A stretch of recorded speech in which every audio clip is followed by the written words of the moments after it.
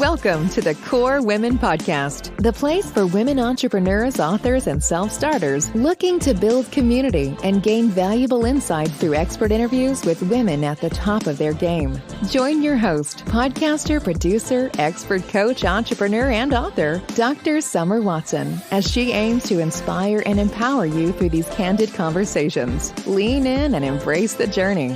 It's time to start the show. Here's your host, Dr. Summer Watson.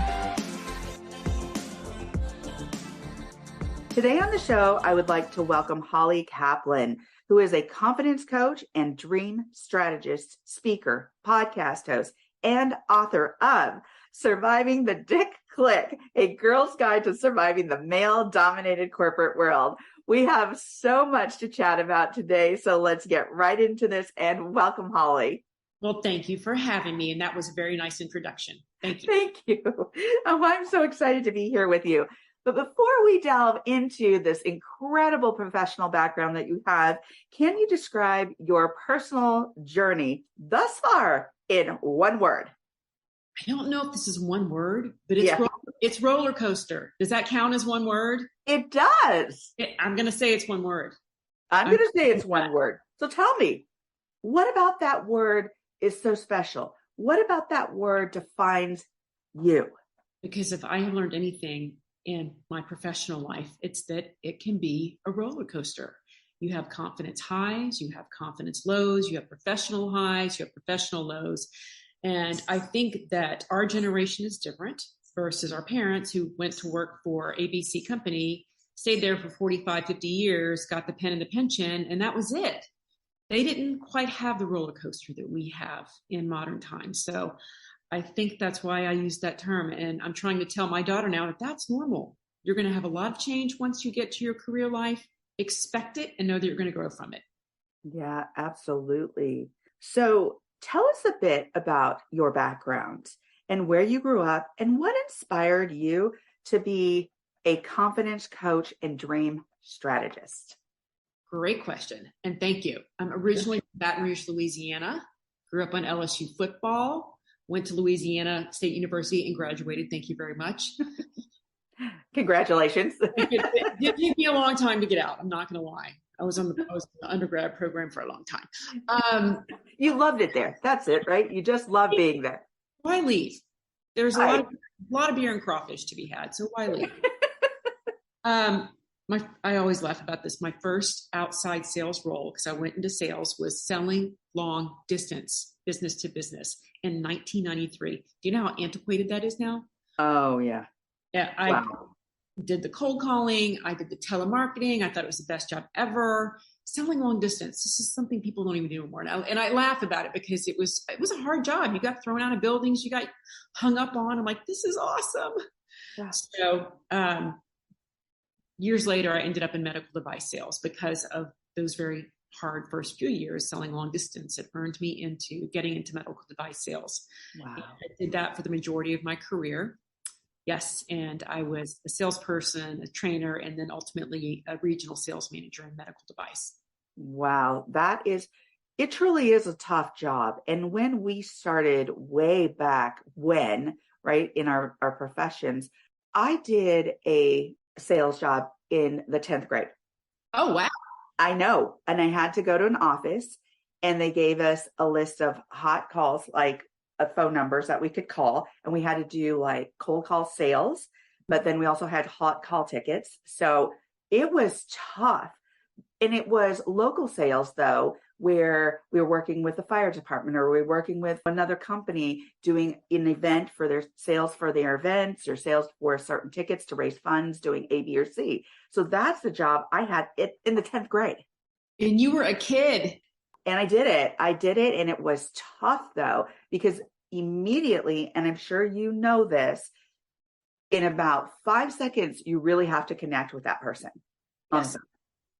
I don't even know if it's 5 seconds. I mean, it's the tone of your voice. It's like, you got to hook them right away. Or you're going to hear click. Absolutely. Or why are you calling me? How did you get my number? Don't call me again. Take me off your list. So all those things. Yeah.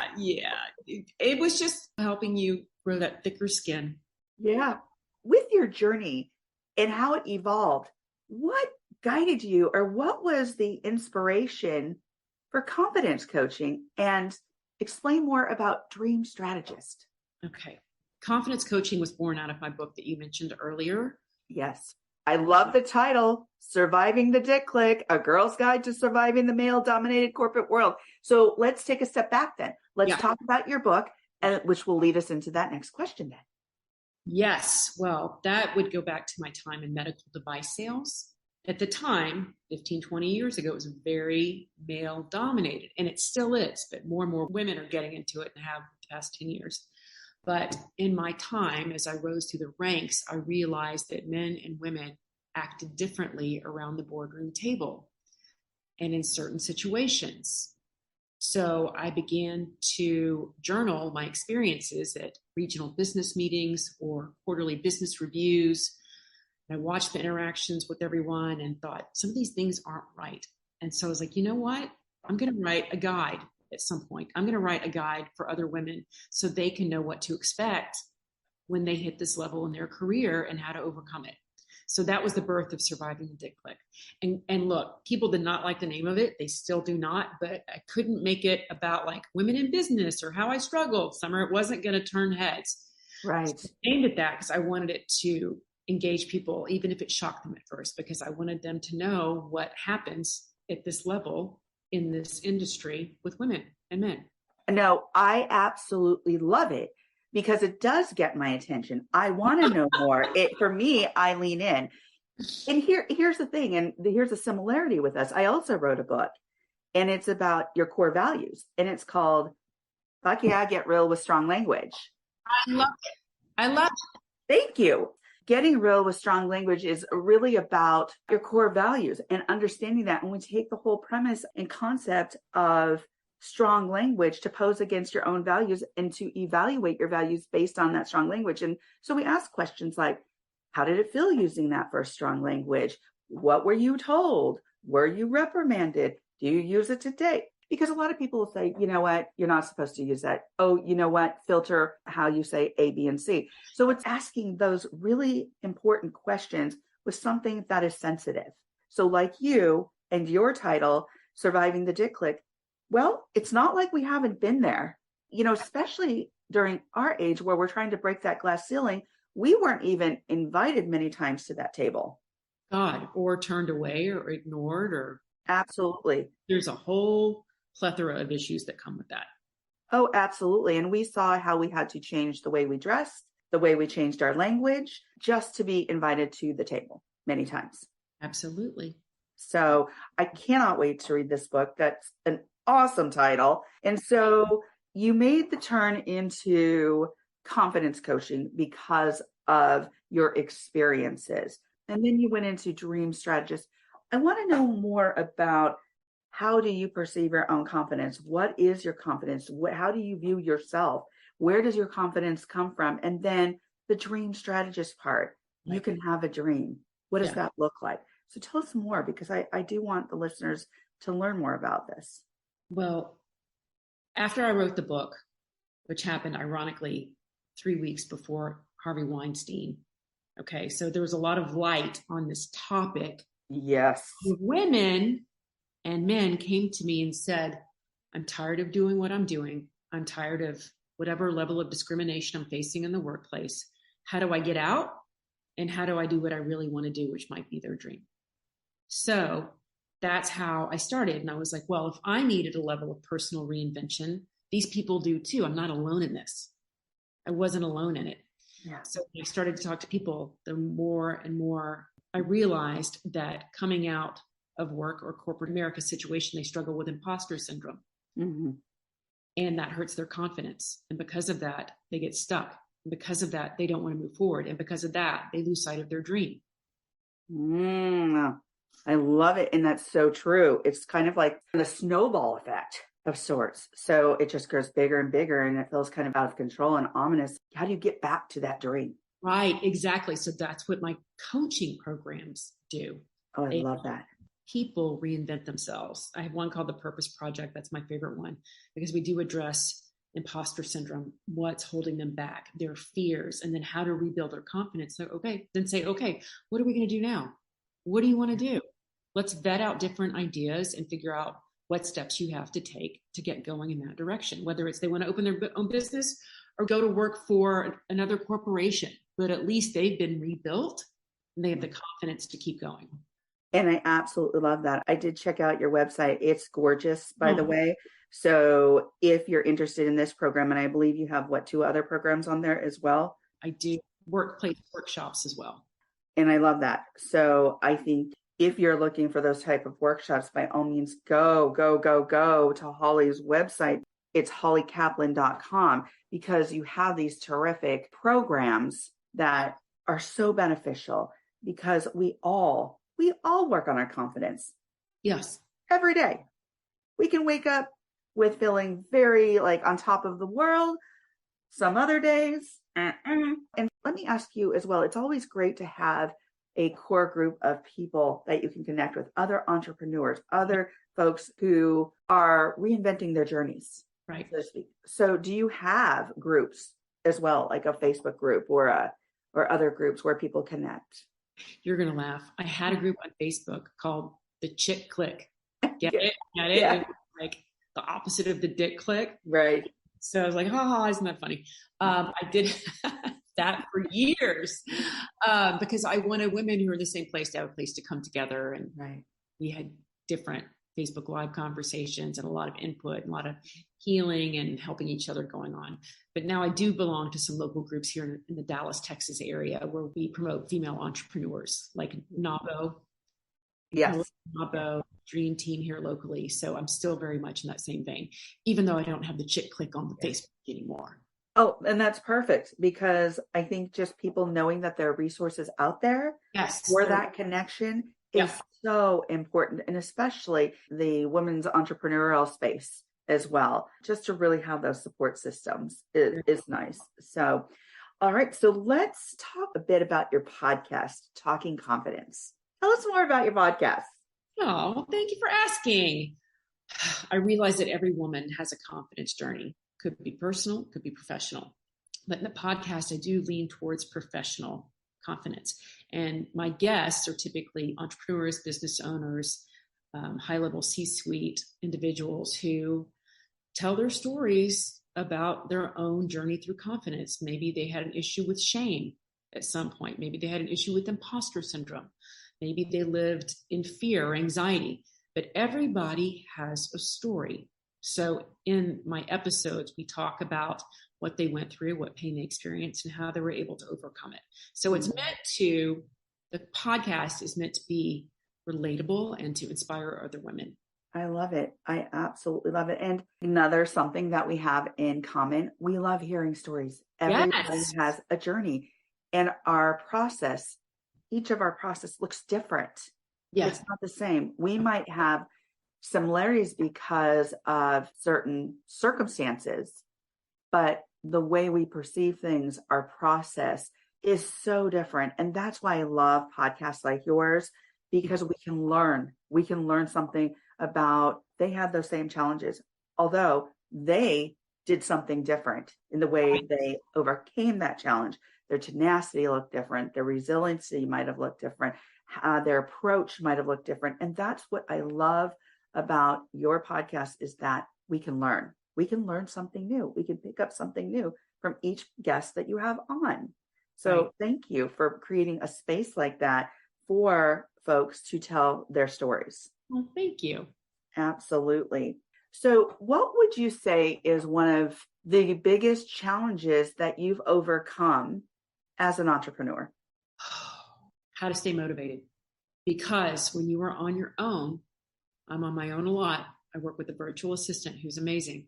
But when you are on your own and you depend on yourself, the hardest thing to do is to stay motivated and stay on task. You really have to challenge yourself every day with your next steps. Yeah. And you have to keep your passion in doing it. So I think that has been it. Absolutely. I can understand that. And that's why I asked about what groups are you part of? What group? Because you have to have your groups. You have to have your groups. And it's funny, especially as an entrepreneur, especially somebody who is an emerging entrepreneur as well.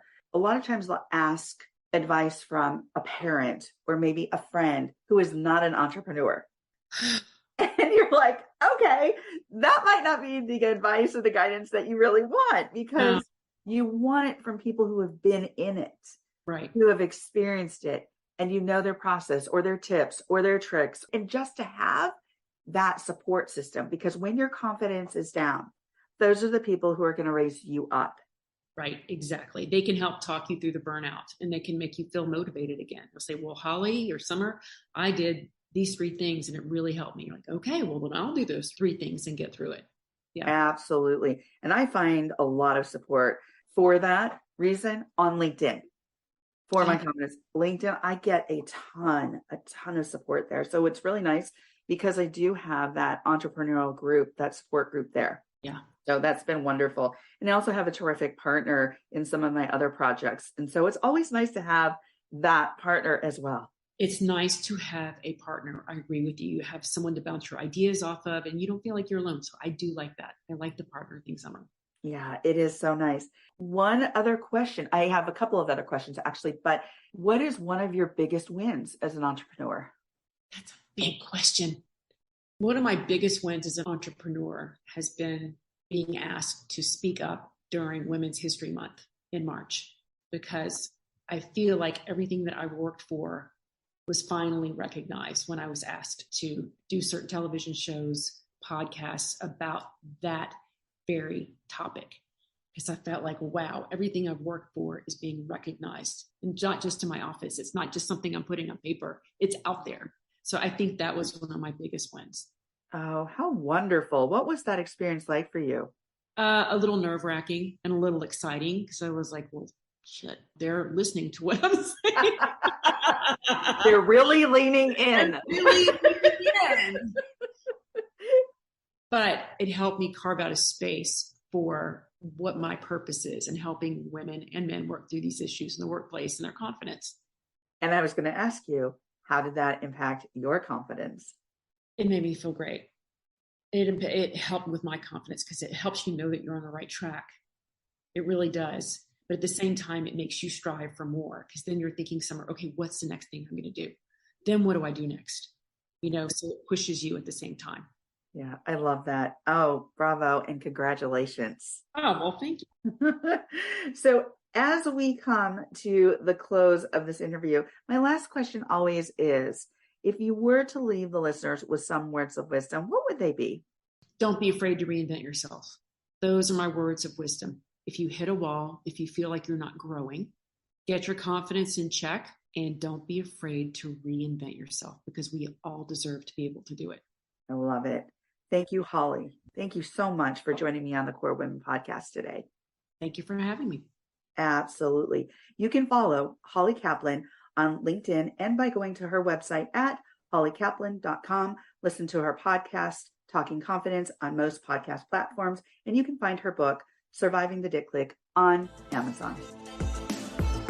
Thank you for joining us on the Core Women podcast with Dr. Summer Watson. We're so glad you're here and would love to connect more with you. Find us on Instagram, Facebook, and YouTube at Core Women, and on Twitter at Core Women 1. For more about Core Women and Dr. Watson, visit corewomen.com.